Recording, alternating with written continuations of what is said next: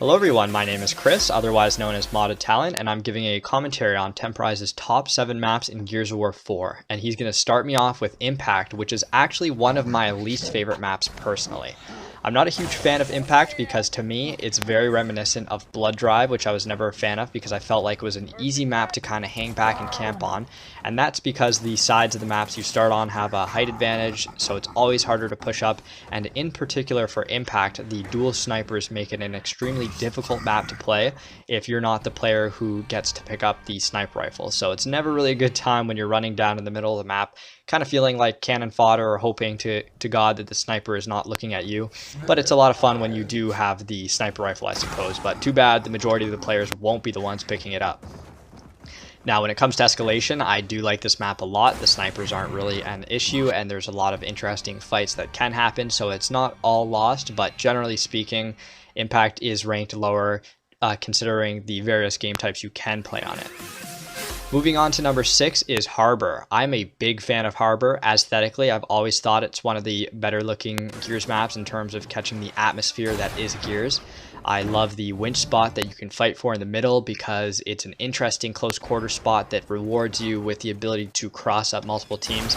And there's just a lot of different types of fights and strategies you can run on Harbor regardless of the game type. So great map. At number 5, Temporize is going to give me Lift, and Lift is not a terrible map. I'd rank it in the middle for myself. There are some interesting fights you can have, a lot of close quarter stuff. My beef with Impact, sorry. Wow, it's still stuck in my head. My beef with Lift is that the area with the tri-shot is relatively obsolete, I find, not to be very useful. Now that changes in escalation when the hill is there, so I do find that it's an excellent escalation map.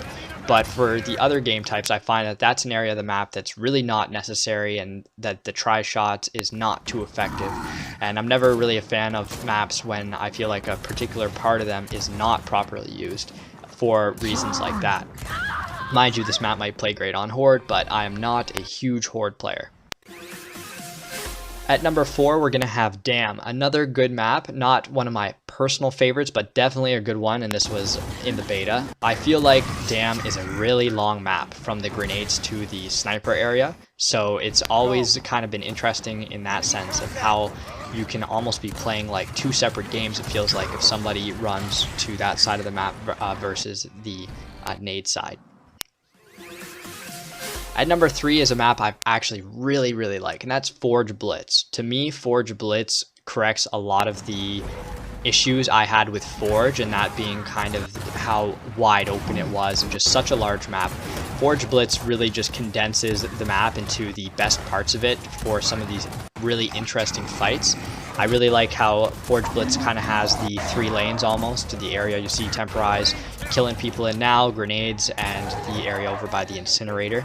There's a lot of different options that you can run on this map to cross people or just kind of strategies you can run, and it's such a fantastic map for escalation. So it's a lot of fun. I feel like it's an appropriate size, and I'm really glad that this kind of variation was given to us.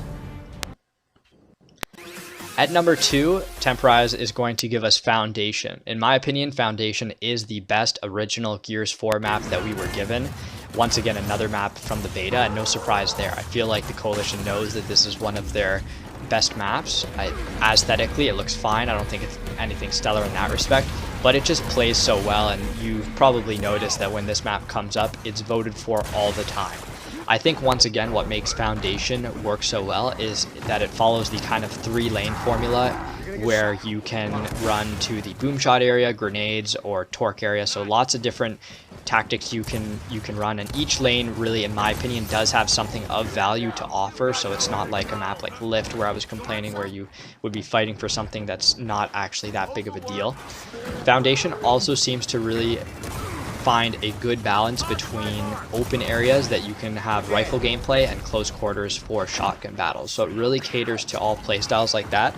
And when you think about how the different lanes interact, it's a really great map too, because for instance, at top tables on this map, you can be in a shotgun fight, but you can also quickly switch and lancer down to the grenade area or to the drop shot area. So I've always valued maps that allow you to kind of have that sort of teamwork between interlanes, and I feel like Foundation is one of the few maps in this game that does a really good job of that. The last thing I'll say is that it's also a fantastic map for escalation. I feel like the hills are all in a great position, so it's not too much of an uphill battle if you're just kind of coming out of spawn. And it's just a fair distance from all the hills. So that is my favorite map in the game.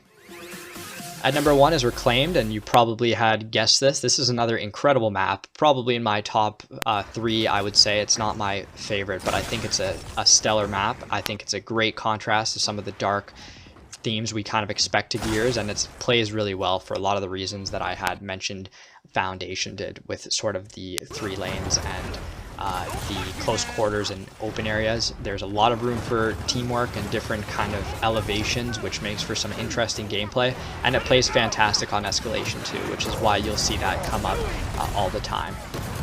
And now you can just enjoy Temporize killing some people as the video closes out. So I hope you enjoyed this video, and we'd love to hear what your favorite maps are from Gears of War 4. We did cover a lot, and obviously there's a lot of throwbacks that we didn't consider because they're not truly Gears 4 maps, but you know how I feel about that. Anyway, thanks for watching and take care.